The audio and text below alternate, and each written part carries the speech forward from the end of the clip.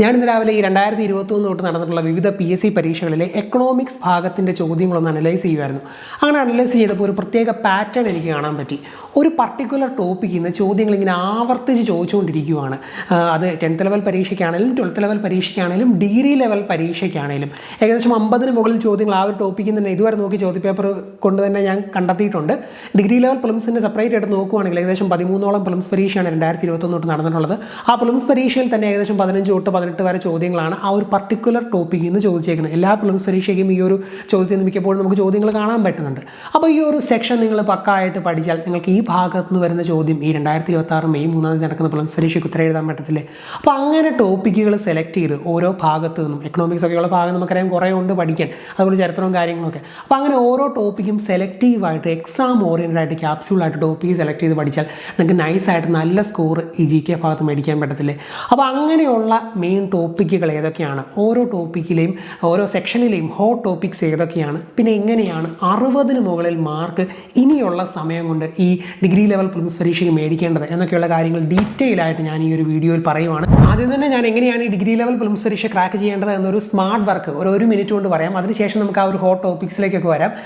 ഈ ഒരു degree level prelims പരീക്ഷ എന്ന് പറയുന്നത് മറ്റുള്ള പരീക്ഷകൾ പോലെയല്ല, ഇതിന് കട്ട് ഓഫ് കുറച്ച് കുറവായിരിക്കും. നിങ്ങൾ ഏത് ഡിഗ്രി ലെവൽ പ്രിലിംസ് പരീക്ഷയുടെ ഒരു കട്ട് ഓഫ് മാർക്ക് എടുത്ത് നോക്കിയാലും ഒരു 50-ന് മുകളിൽ മാർക്ക് ഉണ്ടെങ്കിൽ മിക്കപ്പോഴും നമ്മൾ കട്ട് ഓഫ് അടക്കും. സോ 60+ മാർക്ക് ആയിരിക്കണം നമ്മുടെ ലക്ഷ്യം. 60-ന് മുകളിൽ മാർക്ക് മേടിക്കുന്ന എല്ലാവരും ഈ വരുന്ന ഡിഗ്രി ലെവൽ പ്രിലിംസ് പരീക്ഷ യൂണിവേഴ്സിറ്റി അസിസ്റ്റന്റ് ആണെങ്കിലും കമ്പനി ബോർഡ് അസിസ്റ്റന്റ് ആണെങ്കിലും അതിൻ്റെ കട്ട് ഓഫ് കടന്നിരിക്കും. കാരണം കമ്പനി ബോർഡ് അസിസ്റ്റന്റിൻ്റെ ഇതിന് മുമ്പത്തെ പ്രിലിംസ് പരീക്ഷയുടെ കട്ട് ഓഫ് എന്ന് പറയുന്നത് ഏകദേശം 39.5 മാർക്കൊക്കെ ആയിരുന്നു.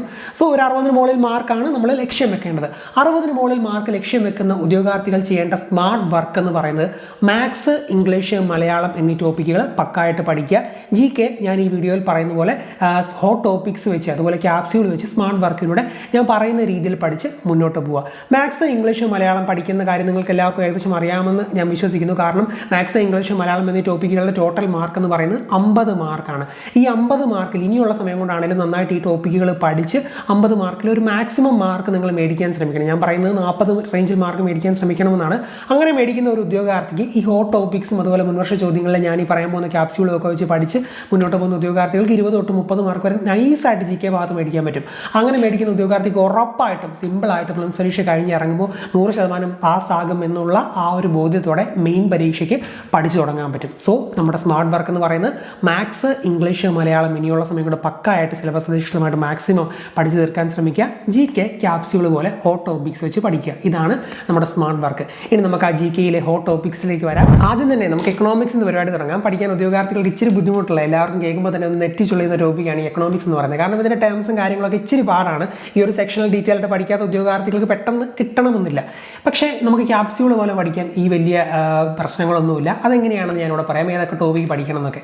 ഈ 2021 തൊട്ട് നടന്നിട്ടുള്ള ജനറൽ 10th ലെവൽ പരീക്ഷകൾ തൊട്ട് ഡിഗ്രി ലെവൽ പരീക്ഷകൾ വരെയുള്ള 2025 വരെയുള്ള ചോദ്യപേപ്പർ എടുത്ത് നോക്കുകയാണെങ്കിൽ എല്ലാ ചോദ്യപേപ്പറുകളിലും ആവർത്തിച്ച് ചോദിക്കുന്ന ഒരു സെക്ഷൻ ഉണ്ട്. അതുപോലെ തന്നെ എക്കണോമിക്സ് എന്ന് പറയുമ്പോൾ തന്നെ മിക്ക ഉദ്യോഗാർത്ഥികളും ഒന്ന് ജസ്റ്റ് മറിച്ച് നോക്കുന്നതായിട്ടുള്ള ഒരു സെക്ഷൻ ഉണ്ട്. അതാണ് പഞ്ചവത്സര പദ്ധതികൾ അഥവാ 5 ഇയർ പ്ലാൻ എന്ന് പറയുന്നത്. നമ്മൾ ഡിഗ്രി ലെവൽ പ്രിലിംസിൻ്റെ മാത്രം ചോദ്യപേപ്പർ എടുത്ത് നോക്കുകയാണെങ്കിൽ ഏകദേശം 13ഓളം ഡിഗ്രി ലെവൽ പ്രിലിംസ് പരീക്ഷകളാണ് 2021 തൊട്ട് ഇതുവരെ നടന്നിട്ടുള്ളത്.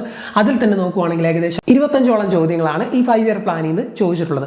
അതിൽ തന്നെ ഒരു 3 5 ഇയർ പ്ലാൻ ആവർത്തിച്ച് ഈ ഡിഗ്രി ലെവൽ പ്രിലിംസ് പരീക്ഷയ്ക്ക് ചോദ്യങ്ങൾ വന്നിട്ടുണ്ട്. 25 ചോദ്യങ്ങൾ. അവയാണ് 1-ാം പഞ്ചവത്സര പദ്ധതി, 2-ാം പഞ്ചവത്സര പദ്ധതി, അതുപോലെ 12-ാം പഞ്ചവത്സര പദ്ധതി. സോ ഡിഗ്രി ലെവൽ പ്രിലിംസ് പരീക്ഷയ്ക്ക് തയ്യാറെടുക്കുന്ന ഉദ്യോഗാർത്ഥികൾ 5 ഇയർ പ്ലാൻസിൽ ഏറ്റവും മുൻതൂക്കം കൊടുത്ത് പഠിക്കേണ്ടത് മുഴുവനും വലിച്ചു വാരി പഠിച്ചില്ലെങ്കിലും 1, 2, 12 ഈ 3 പഞ്ചവത്സര പദ്ധതികളും പക്കായിട്ട് പഠിക്കുക. പിന്നെ അത്യാവശ്യം ക്യാപ്സ്യൂൾ പോലെ മറ്റുള്ള PSC പരീക്ഷകളിൽ ചോദിച്ചേക്കുന്ന ഈ 5 ഇയർ പ്ലാനുമായിട്ട് ബന്ധപ്പെട്ടുള്ള ചോദ്യങ്ങളോടൊന്ന് പഠിച്ചാൽ ഏകദേശം ആ ഒരു ടോപ്പിക്ക് സെറ്റാണ്. അവിടെ അത് ഓക്കെ ആയി. ഇത് വലിയ കടൽ പോലെയൊന്നും പഠിക്കാനില്ല, ക്യാപ്സ്യൂൾ പോലെ ഒന്നും തീർക്കാൻ പറ്റുന്ന കുറച്ച് ഭാഗമുള്ളൂ. അപ്പോൾ ആ ഒരു ടോപ്പിക്കായി ഇത് മാത്രം പഠിച്ചാൽ പോരെ. എക്കണോമിക്സിൽ വേറെ കാര്യങ്ങളുണ്ട്. ഞാൻ പറയുന്ന ഓരോന്നും നിങ്ങൾ പേപ്പറിൽ നിങ്ങളുടെ ഏതെങ്കിലും ഒരു ബുക്കിലോ പേപ്പറിലോ ഒക്കെ എഴുതി വെച്ച് നിങ്ങൾ ആ ഒരു ടൈം ടേബിൾ സെറ്റ് ചെയ്യുക. അങ്ങനെ പഠിച്ചിട്ടേ കാര്യമുള്ളൂ. ചുമ്മാ കേട്ട് റിലാക്സ്ഡ് കസേരയിൽ നിന്ന് കേട്ടിട്ട് കാര്യമില്ല. എഴുതി വെച്ച് ടൈം ടേബിൾ ഉണ്ടാക്കി പഠിച്ചോണം. അപ്പോൾ എക്കണോമിക്സിലെ ആദ്യത്തെ ടോപ്പിക്ക് നമ്മൾ പറഞ്ഞു 5 ഇയർ പ്ലാനിലെ ഒന്നാമത്തെയും രണ്ടാമത്തെയും 12ാമത്തെയും പഞ്ചവത്സര പദ്ധതികൾ പക്കായിട്ട് പഠിക്കണം. അടുത്ത ടോപ്പിക് എന്ന് പറയുന്നത് എസ്പെഷ്യലി ഡിഗ്രി ലെവൽ പ്രിലിംസ് പരീക്ഷകൾ, ഡിഗ്രി ലെവൽ പരീക്ഷകളിൽ നന്നായിട്ട് ചോദിക്കുന്ന ഒരു സെക്ഷനാണ്, ഇഷ്ടംപോലെ ചോദ്യങ്ങൾ വന്നിട്ടുള്ള ഒരു സെക്ഷനാണ്. ഞാൻ ഇൻട്രോ വീഡിയോയിൽ പറഞ്ഞ ആ ഒരു സെക്ഷനാണ് RBI, റിസർവ് ബാങ്ക് ഓഫ് ഇന്ത്യയുമായി ബന്ധപ്പെട്ടിട്ടുള്ള സെക്ഷൻ എന്ന് പറയുന്നത്. നല്ല രീതിയിൽ ഈ ഒരു ടോപ്പിക്ക് പഠിക്കുക തന്നെ വേണം. ഇതൊക്കെ കടൽ പോലെ 50-100 പേജൊന്നും പഠിക്കാനൊന്നുമില്ല, കുറച്ച് പേജ് മാത്രമേ പഠിക്കാനുള്ളൂ. ആ പേജിൽ തന്നെ നമ്മൾ വായിച്ചു വിട്ട് കുറേ മനസ്സിലാക്കാനുള്ള കാര്യങ്ങളും പിന്നെ കുറച്ച് പോയിന്റുകൾ ഓർത്തിരിക്കാനുള്ളതേ ഉള്ളൂ. നൈസായിട്ട് എഫേർട്ട് പഠിച്ച് പെട്ടെന്ന് തീർക്കാൻ പറ്റുന്ന സെക്ഷനുകളാണ് ഇതൊക്കെ. മനസ്സിലാക്കി പഠിക്കാൻ ശ്രമിക്കാം. അപ്പോൾ RBI രണ്ടാമത്തെ മെയിൻ ടോപ്പിക്കാണ് ഈ എക്കണോമിക്സ് നമ്മൾ പഠിക്കേണ്ടത്. 5 ഇയർ പ്ലാനിലെ 3 5 ഇയർ പ്ലാൻ പറഞ്ഞു. രണ്ടാമത് നമ്മൾ പഠിക്കേണ്ടത് റിസർവ് ബാങ്ക് ഓഫ് ഇന്ത്യ RBIയുമായി ബന്ധപ്പെട്ടിട്ടുള്ള സെക്ഷനാണ്. ഞാൻ പറഞ്ഞു 12, 15, 18 ചോദ്യങ്ങളാണ് ഈ ഒരു RBI എന്ന് പറയുന്ന സെക്ഷനിൽ ഡിഗ്രി പ്രിലിംസിൽ മാത്രം വന്നേക്കുന്നത്. അല്ലാത്ത പരീക്ഷകളിൽ നിന്ന് നല്ലപോലെ ചോദ്യങ്ങൾ വന്നിട്ടുണ്ട്. RBI ഇമ്പോർട്ടൻ്റ് ആണ്. പിന്നെ വേറൊരു പ്രധാനപ്പെട്ട സെക്ഷൻ ഉണ്ട്.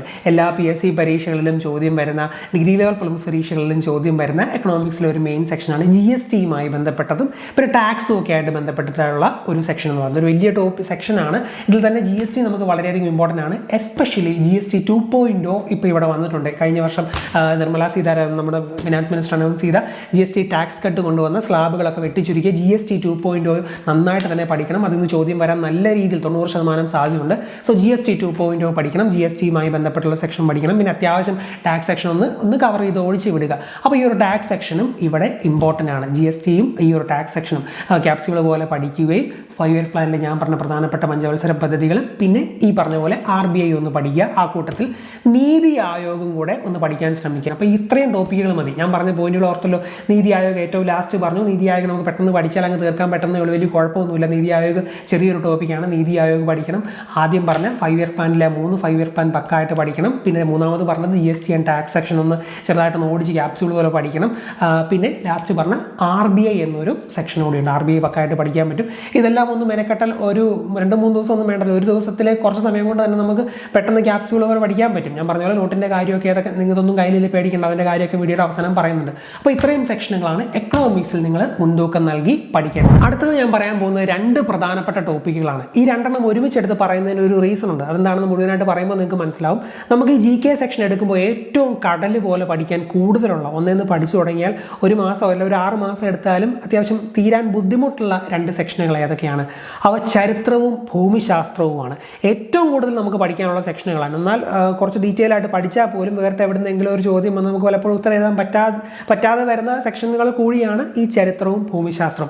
ചരിത്രം മാത്രമായിട്ട് എടുക്കുകയാണെങ്കിൽ നമുക്ക് അതിനകത്ത് കേരള ചരിത്രം പഠിക്കാനുണ്ട്, ഇന്ത്യൻ ചരിത്രം പഠിക്കാനുണ്ട്, ലോക ചരിത്രം പഠിക്കാനുണ്ട്. ഇതുപോലെ തന്നെ ഭൂമിശാസ്ത്രത്തിലുണ്ട് കേരളവും ഇന്ത്യയും ലോകവും കാര്യങ്ങളൊക്കെ. അപ്പോൾ ഫുള്ളായിട്ട് ഡീറ്റെയിൽ ആയിട്ട് പഠിക്കുക എന്ന് പറയുന്നത് നടക്കാത്തൊരു കാര്യമാണ്. ഇനി ഹോട്ട് ടോപ്പിക്സ് എടുത്ത് ഓരോ പ്രധാനപ്പെട്ട ടോപ്പിക്ക് ഇതിൽ നിന്ന് പഠിക്കാം എന്നുള്ള രീതിയിൽ ഒരു പാറ്റേൺ നമ്മൾ അവലംബിച്ചാലും ഈ ഹോട്ട് ടോപ്പിക്സ് തന്നെ ഉണ്ട് കടൽ പോലെ പഠിക്കാൻ. സോ ആ ഒരു രീതിയല്ല ഇവിടെ നമ്മൾ ഫോളോ ചെയ്യേണ്ടത്.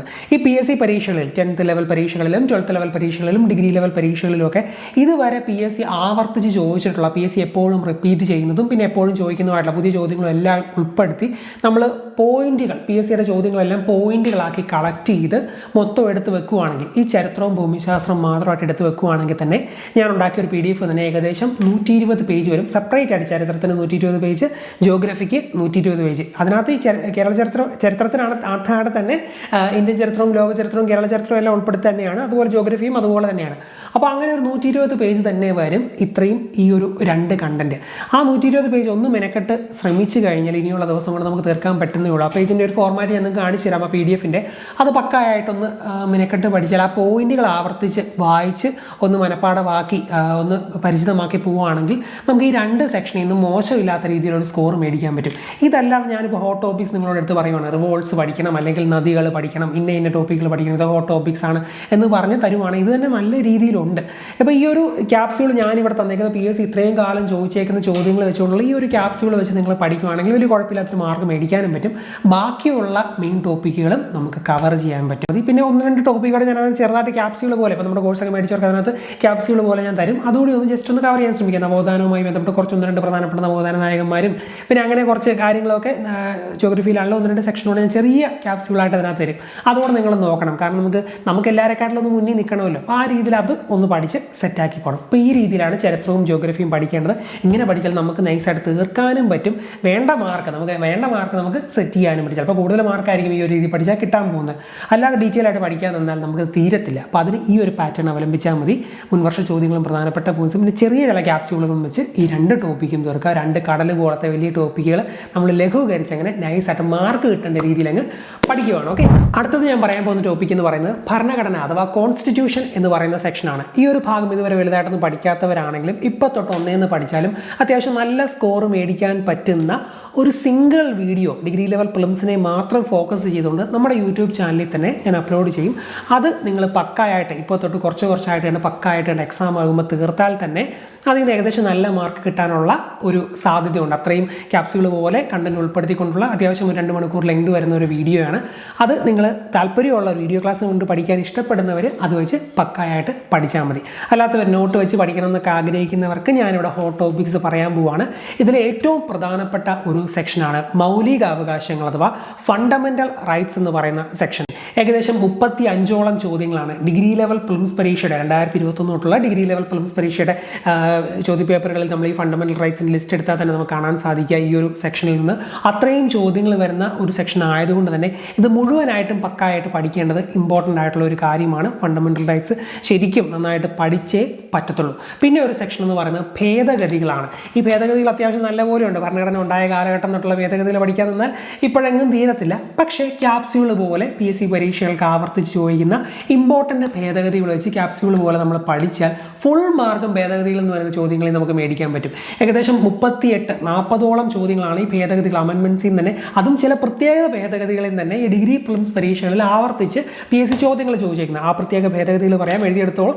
42-ാം ഭേദഗതി, 44-ാം ഭേദഗതി, 86-ാം അമെൻമെൻറ്റ്, അതുപോലെ 101, 106. 101 GST എപ്പോഴും ഇമ്പോർട്ടൻ്റ് ആണ്. എക്കണോമിക്സ് നമ്മൾ സെപ്പറേറ്റ് ആയിട്ട് പഠിക്കുന്നുണ്ട്, അതിവിടെയും പഠിക്കണം. അപ്പോൾ ഈ ഭേദഗതികളെല്ലാം വളരെയധികം ഇമ്പോർട്ടൻ്റ് ആണ്, പക്കായിട്ട് പഠിക്കുക. അപ്പോൾ ഫണ്ടമെന്റൽ റൈറ്റ്സ്, അമെൻമെൻറ്റ്സ്, ഇതുകൂടാതെ മറ്റൊരു പ്രധാനപ്പെട്ട സെക്ഷനാണ് കോൺസ്റ്റിറ്റ്യൂവൻ്റ് അസംബ്ലി അഥവാ ഭരണഘടനാ നിർമ്മാണ സമിതി. ഇതൊരു വലിയ സെക്ഷനാണ്. പക്ഷേ എക്സാം ഓറിയൻറ്റഡ് ആയിട്ട് ക്യാപ്സ്യൂൾ പോലെ ഒരു ഡിഗ്രി ലെവൽ പരീക്ഷയ്ക്ക് പഠിക്കേണ്ട രീതിയിൽ നിങ്ങൾ പഠിച്ചാൽ ഇതിൽ നിന്ന് വരുന്ന മുഴുവൻ ചോദ്യങ്ങളും നിങ്ങൾക്ക് ഉത്തരം എഴുതാൻ പറ്റും. ഏകദേശം 22ഓളം ചോദ്യങ്ങളാണ് 2021 തൊട്ടുള്ള ഡിഗ്രി ലെവൽ പ്രിലിംസ് പരീക്ഷകളിൽ കോൺസ്റ്റിറ്റ്യൂവൻ്റ് അസംബ്ലിയിൽ നിന്നും പിന്നെ ആമുഖത്തിൽ നിന്നൊക്കെ PSC ചോദിച്ചിട്ടുള്ളത്. സോ ഈ ഒരു സെക്ഷനും ഇമ്പോർട്ടൻ്റ് ആണ്. ഇത്രയും സെക്ഷനുകൾ ഹോട്ട് ടോപ്പിക്സ് എന്ന രീതിയിൽ ഭരണഘടനയിൽ നിങ്ങൾ പഠിക്കുക തന്നെ വേണം. ഒന്നുകൂടി ഞാൻ പറയാം, ഫണ്ടമെന്റൽ റൈറ്റ്സ്, അതുപോലെ കോൺസ്റ്റിറ്റ്യൂവൻ്റ് അസംബ്ലി, അമെൻമെൻറ്റ്സിലെ ഞാൻ പറഞ്ഞിട്ടുള്ള 44, 42, 86, 101, 106, പിന്നെ നമ്മുടെ കോഴ്സിലൊക്കെ എക്സ്ട്രാ ആയിട്ട് കുറച്ചുകൂടി തരുന്ന കുഞ്ഞ് അമെൻമെൻറ്റുകളൊക്കെ കുറച്ച് എന്തായിരുന്നുണ്ട്. അത് മേടിച്ചവർക്ക് മാത്രം, അല്ലാത്തവർ ഇത്രയെങ്കിലും മിനിമം പഠിക്കണം.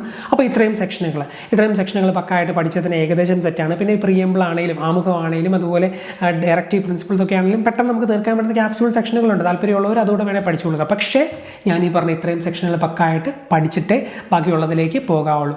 നേരത്തെ പറഞ്ഞ പോലെ കംപ്ലീറ്റ് ആയിട്ട് ഇത്രയും കണ്ടന്റുകൾ ഉൾപ്പെടുത്തിയ ഒരു ക്യാപ്സ്യൂൾ വീഡിയോ നമ്മുടെ യൂട്യൂബ് ചാനലിൽ തന്നെ ഇടും.